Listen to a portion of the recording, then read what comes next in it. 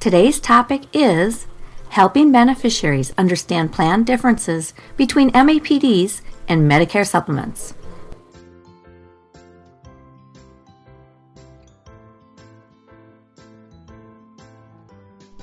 As you try your best to meet the needs of your clients, you quickly find out that the majority of seniors who have both original Medicare Parts A and B are overwhelmed with their options. These seniors may not like the high hospital deductible and the unending 20% medical copays that come with original Medicare, so they want to look into what else is available for them. There are so many different options for Medicare Advantage, numerous Part D plans, and dozens of insurance companies that offer Medicare supplements that look like alphabet soup: F, G, K, L, and N plans. No wonder seniors are scratching their heads. People ask for you to just give them the best plan. They don't understand that there is not a best plan that works for everyone. The fact of the matter is, there are good plans that fit different people differently. Luckily, there are many different tools in your toolbox. Medicare Advantage and Medicare Supplement are both great plans. So let's start by talking about the differences between Medicare Advantage and Medicare Supplement and who these plans might work best for, because sometimes one plan is great for one person but not the best for another.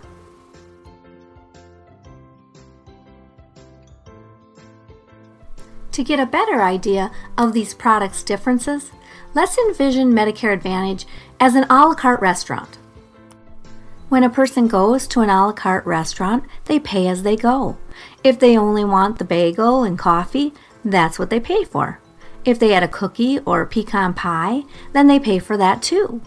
If they want an entire 7-course meal, then their bill could get quite expensive. With Medicare Advantage, they're going to pay for what they use.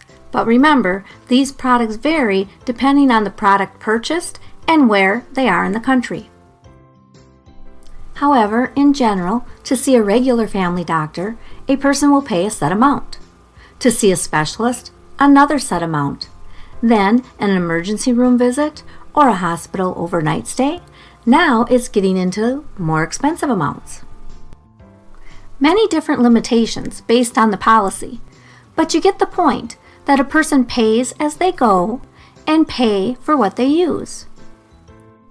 If they don't use it at all and are on a zero premium plan, then they have a zero cost for that month.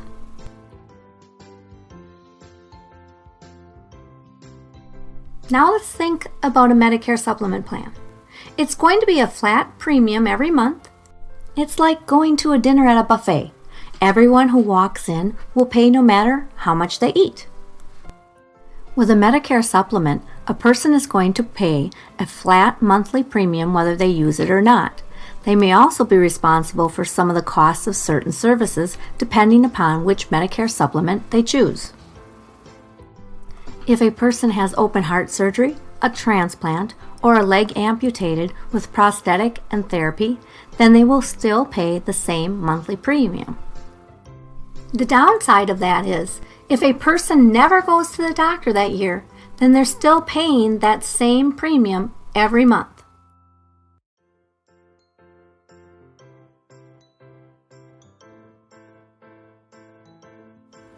So how can we help beneficiaries decide which is the best for their circumstances?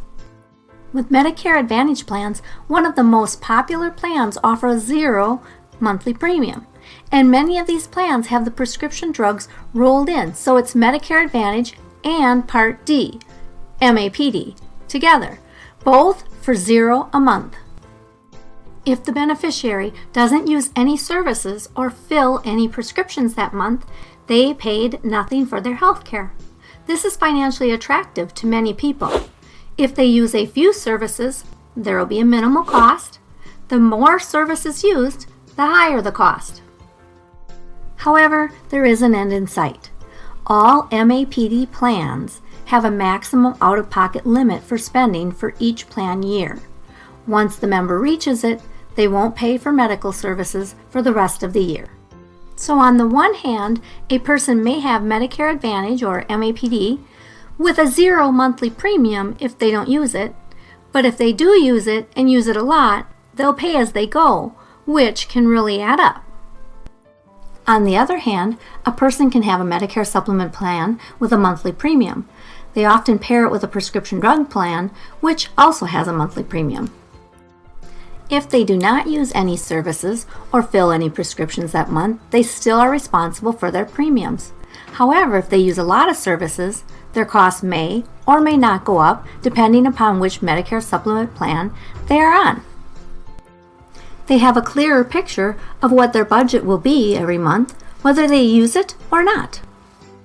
So, would the monthly flat fee be better, or would $0 a month pay as you go fit the person better? If you think of someone going to the doctor twice a year, how much are they actually paying for that doctor visit? Someone on a Medicare supplement might say, "Oh, it's free," because they actually go to the doctor and they're not digging into their pocket for a copay. Someone in this situation may be a lot happier with a Medicare Advantage plan, where if they only went twice to the doctor, their total out-of-pocket cost would have been more like $20 to $60. Now they would have to dig into their pocket at each visit, which some people don't like doing, but their overall expense for the year would have been significantly less. Some people don't like having to pay every time they see a doctor. For them, they don't mind paying more for the flexibility of having it all paid for in advance and having a set budget.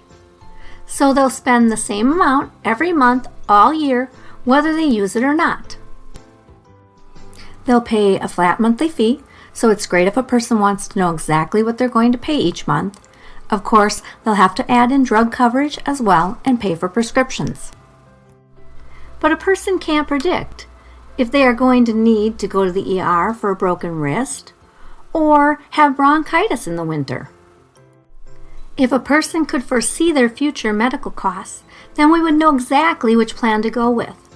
But insurance is all about risk and what a person feels comfortable with.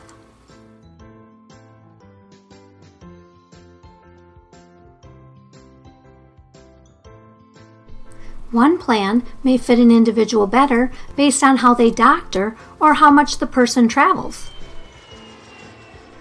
It might be too much of a hassle, or a person might not want to take the risk of spending 6 months a year in Florida in their second home, so a Medicare supplement, a Medicare Advantage PPO, or PFSS might be a better fit for them. People who stay close to home may want to be in a Medicare Advantage HMO or PPO. Some people might be determined to go to a certain doctor or clinic. It's important to see if the provider is in network for a Medicare Advantage plan, or discussing with the person if the total value of the Medicare Advantage is worth visiting new providers. Bottom line, everybody wants a shortcut, but the truth is there is not a shortcut. One person's bottom line is different from another person's bottom line. If a person knew for certain how much medical care they will need in the year to come, then it would be easy to figure out which plan is best. So we need to go back to where we started with there's no one best plan. There are many good plans and a lot of good tools that insurance agents have to serve our clients. Agents need to talk to each client as an individual and help him or her to decide which plan would work best for them. Look at what they share about how they doctor, their budget, their lifestyle, and ultimately what the client feels most comfortable with, and help them choose a plan that is best for them.